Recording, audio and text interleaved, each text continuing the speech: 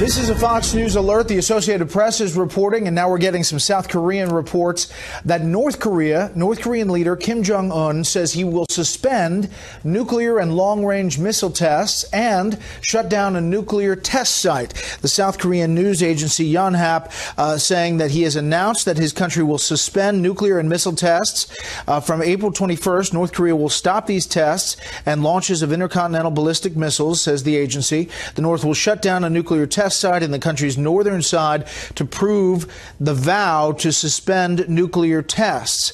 The decision was made at a meeting of the Central Committee of the Workers' Party, the WPK, today. This is according to Korean news agency. If true, significant major win for the Trump administration as it pushes for the denuclearization of the Hermit Kingdom and obviously sets up this potential meeting with President Trump and Kim Jong-un. But again, North Korea is saying it's freezing its tests and launches for the time being.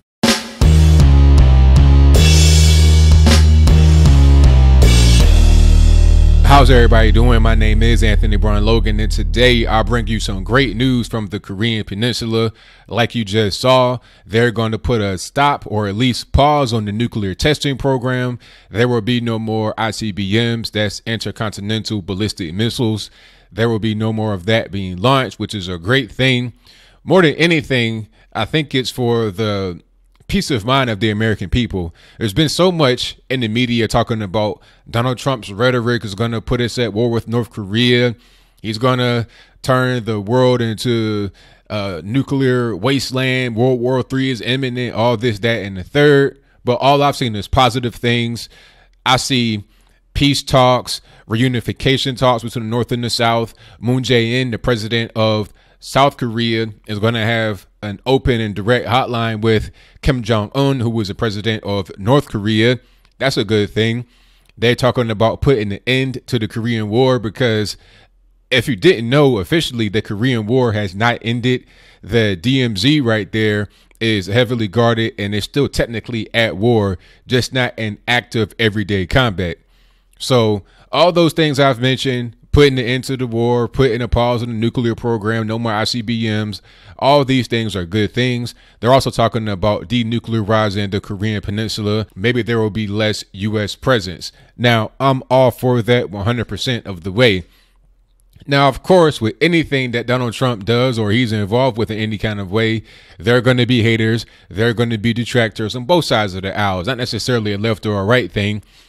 When Trump was making these tweets that were very confrontational and aggressive, people were saying that he's going to put us into World War III and that Kim Jong-un is going to nuke us. Now that Kim Jong-un is talking about not using nukes anymore, he's talking about denuclearization, he's talking about reunification and peace talks, having sit downs with Mike Pompeo and Trump himself eventually. Now, all of a sudden, it's, oh, well, he's lied in the past before. Kim Jong-un, that is. He's lied in the past before, so why believe him now?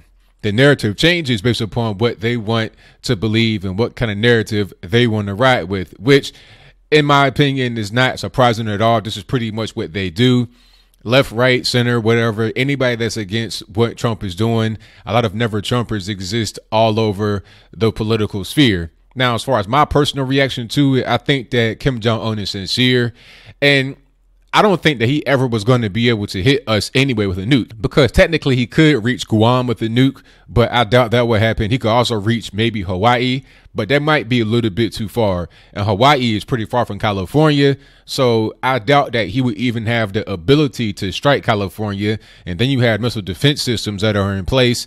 Missile defense systems aren't really 100% accurate because you basically got to hit a missile with another missile. So that's not really an easy thing to do. However, just the logistics of getting a missile from Pyongyang to Sacramento or somewhere is very difficult, to say the least.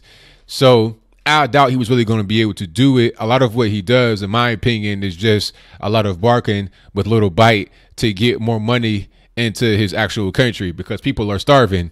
And I think the reason why he's sincere this time is because of the sanctions and also pressure from surrounding countries. If you didn't know, North Korea has a border with not only China, but also Russia, and the U.S. also in the way, because South Korea is basically controlled by the U.S. So they're getting pressure literally on all sides from the top forces in the world, military wise. So if they were to be trying to do any kind of military action against one of those three countries, it is spell disaster for them. Okay, one nuclear missile hits an island of a country, Japan or something like that, it'll be a wrap for North Korea. North Korea has a pretty big population. I think it's like 20 million people, but a lot of them are starving, hungry. They don't really have a strong military. It'll be just China by itself has enough to totally destroy North Korea. Now, I think China does not want North Korea to necessarily become like South Korea, because South Korea, like I said, is controlled by the U.S. and China does not want that U.S. influence to reach its border and to influence their citizens, because, mind you, they are still a very communist state and they want to keep certain things the way they are in China, and they don't want too much outside influence.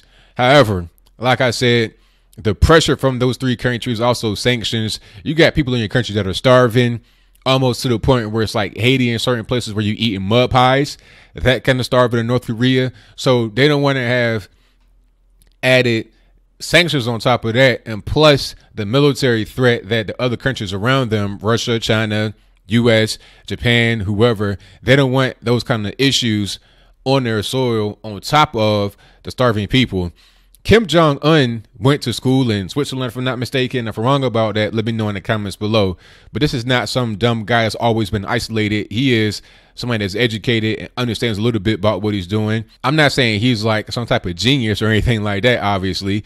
But at the end of the day, I think that basic reason will resonate. If you're trying to do your scary tactics with the nuclear weapons, but then you're getting hit with sanctions and also threat of military action against your country, maybe you might want to rethink that. So at the end of the day, as I close, you got haters talking about he's not being genuine. You got haters talking about Trump didn't do this, Trump didn't do that. But all I've seen from Trump is results.